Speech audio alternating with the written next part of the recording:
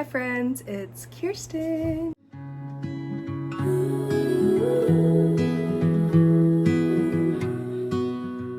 Hi friends, welcome back to another Bible study. We are picking up where we left off yesterday, and we're still in the story of Lazarus and Jesus raising him from the dead. So we're actually doing two passages in one. If you guys remember that I said my Bible has everything kind of like split up with titles in different passages. So this one is titled Jesus Weeps, and it's only 6 verses. So we went down to the next one that is called Jesus Raises Lazarus, and that one is quite a few more verses. So we are in John chapter 11 verses 32 through 44, and we're going to get into it right now. So to start with, I am going to just read the first little small passage, and then we'll kind of dissect it and go over it afterwards. So starting in verse 32, then when Mary was come where Jesus was and saw him, she fell down at his feet, saying unto him, Lord, if thou hadst been here, my brother had not died. When Jesus therefore saw her weeping, and the Jews also weeping which came with her, he groaned in the spirit and was troubled, and said, Where have ye laid him? They said unto him, Lord, come and see. Jesus wept. Then said the Jews, Behold, how he loved him. And some of them said, Could not this man which opened the eyes of the blind have caused that even this man should not have died? So I love this because if y'all remember from yesterday, Martha had already spoken to Jesus, and she said pretty much the same thing in verse 21, Lord, if thou hadst been here, my brother had not died. And here we see that Mary is now speaking to Jesus, and she says in verse 32, Lord, if thou hadst been here, my brother had not died. So both of them, you can tell they were disappointed in the fact that Jesus had not come to see Lazarus before he died, because they knew that he could do something. He could heal him, he could keep him from dying. But both of them also showed that they lacked confidence that there was anything Jesus could do now, because like we talked about in the last passage, it had been 4 days. And for their beliefs, the only way someone could be risen from the dead or brought back, resuscitated, whatever, would be within those first 3 days. So since it had been 4 days, they had no confidence at all that Jesus could really do anything at this point. So I love verse 33 because it says that he saw Mary weeping, and the Jews were weeping that came with her. Because if y'all remember in the last verse of the last passage, verse 31, it says that when the Jews that were weeping with them in the house, when they saw Mary get up, as they said, hastily, she got up, she said, Jesus needs me, I'm going. They followed her, thinking that she was going to the grave to go and weep there instead of staying in the house. So when she went to meet with Jesus, a lot of them had followed her and were coming with her, were still weeping. So Jesus saw that she was weeping, she was grieving, she was sad, and then also saw these Jews that followed her weeping too. It says he groaned in the spirit and was troubled.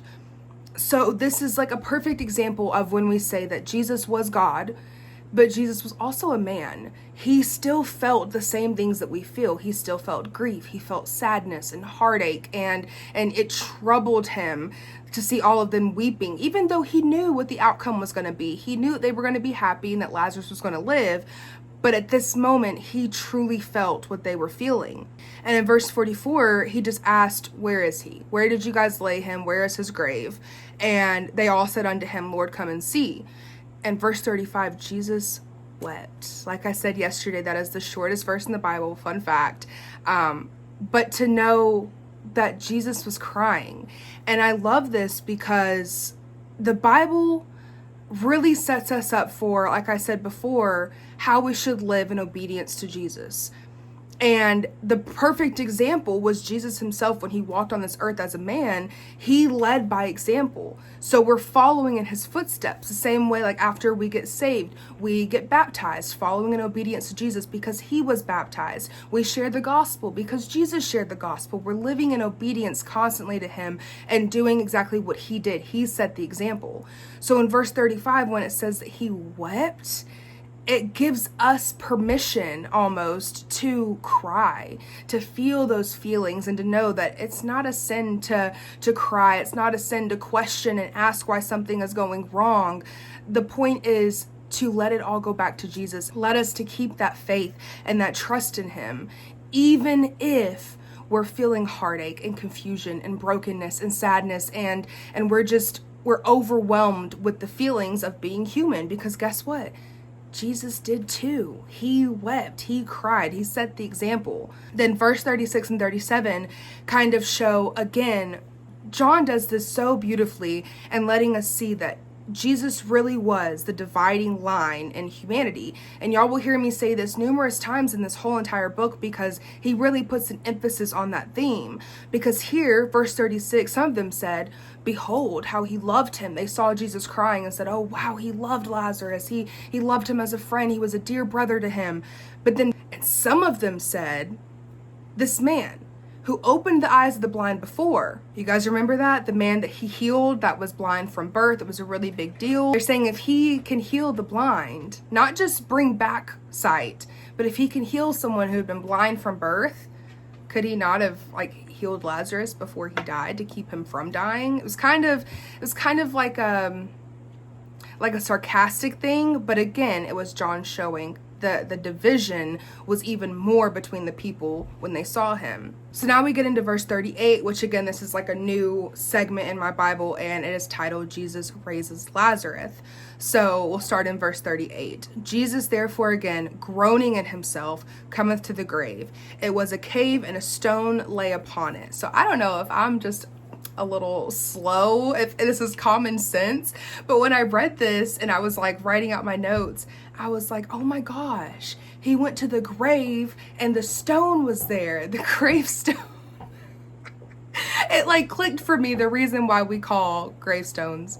I don't know if that's common sense, if everyone knew that, but it clicked for me and I was like, wow, that's so cool.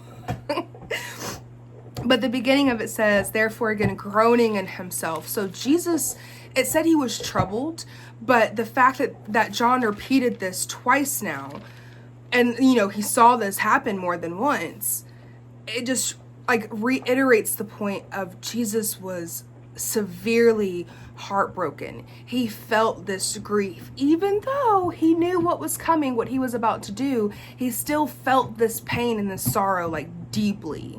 So then verse 39 picks up when Jesus gets to the grave, and he says, or verse 39 says, Jesus said, take ye away the stone.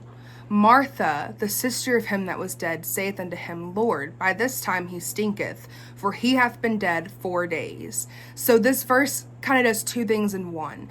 Jesus is making a very odd request here because everyone knows that Lazarus is dead. Everyone knows he's been in there for a hot little minute. And Jesus says, take ye away the stone. Pretty much, move the stone, let me get in there, let me see him. So everyone's like, he's dead. Why do you want to go in there? And then Martha says to him, by this time he's been in there 4 days. He's going to start stinking. It's not going to be the best sight. However, that more so confirms the fact that Lazarus was dead.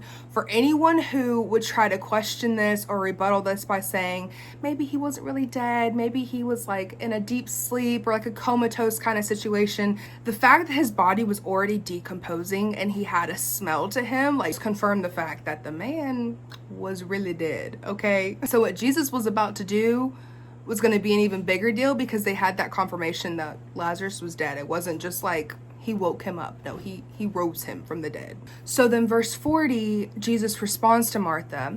Jesus saith unto her, said I not unto thee, that if thou wouldest believe, thou shouldest see the glory of God.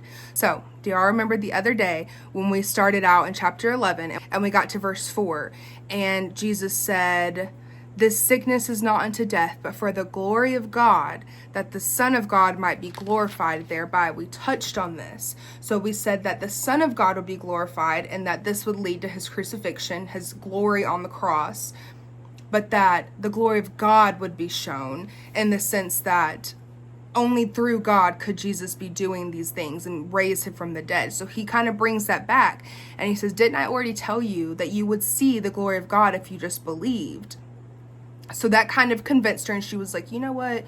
Okay, you're right. You did say that. I believe in you. So verse 41, then they took away the stone from the place where the dead was laid. So they moved the stone away from the grave. And Jesus lifted up his eyes and said, Father, I thank thee that thou hast heard me. And I knew that thou hearest me always. But because of the people which stand by, I said it, that they may believe that thou hast sent me.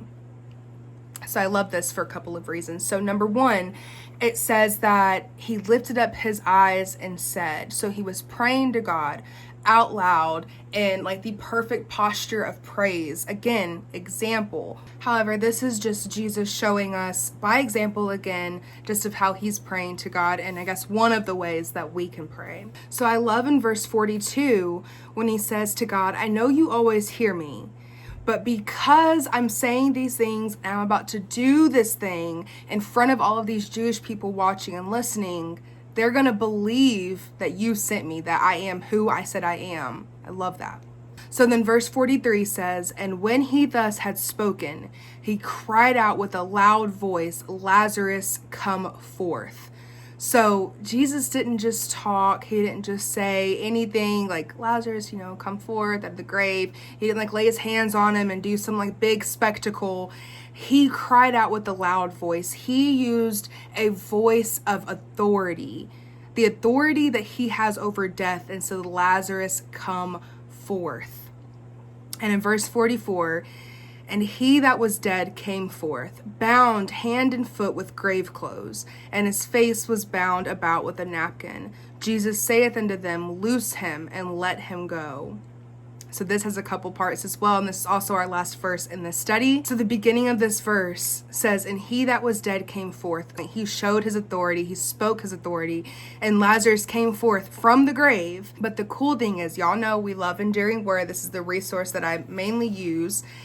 And it says, bound hand and foot with grave clothes, and his face was bound with a napkin.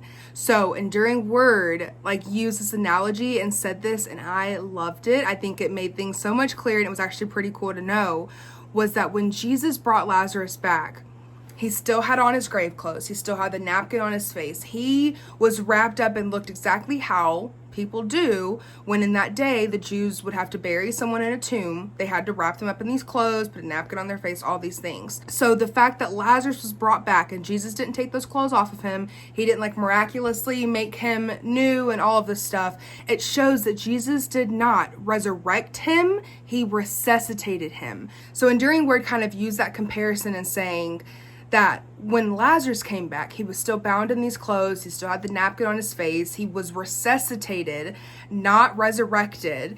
And at the end of that verse, Jesus told them, so he's telling the people around him, loose him and let him go. So basically help him, get the clothes off of him, take the napkin off his face, let him go, let him be free of these things. But the comparison that Enduring Word used was compared to when Jesus rose from the dead, right? His grave clothes, his napkin was folded up and left in his tomb. He completely resurrected from the dead. He overcame the dead. He claimed victory over the grave and over death. So he didn't need those grave clothes anymore. He didn't need the napkin because he died, he came back. He wasn't going to die again. He is alive to this day. He did not die again. He won't ever. So he doesn't need the grave clothes anymore because he won't die. He won't be buried again. He doesn't need them. But Lazarus would still need those grave clothes because he was just resuscitated. He was going to finish out the rest of his life according to God's plan, and he was going to die again.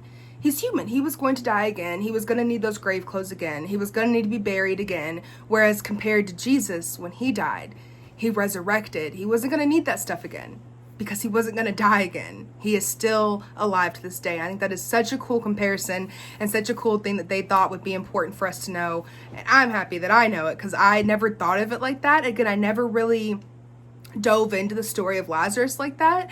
So in order to read this and then have that comparison to Jesus as well, I think was super cool.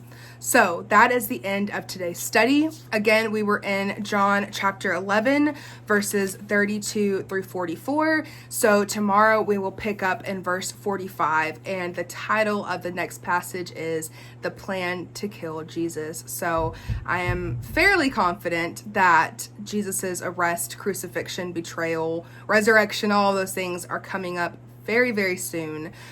So I'm eager to dive into all of that with y'all going forward.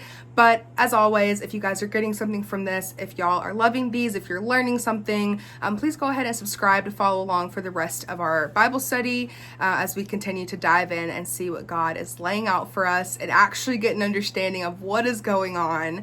But go ahead and like this video, comment below something you're getting from this, or if you're just here to support, or if you're following along, because I would love to know if if you are reading this in real time as I am too. But with that being said, I love you guys, I appreciate you guys, and I will see y'all in the next video. Bye!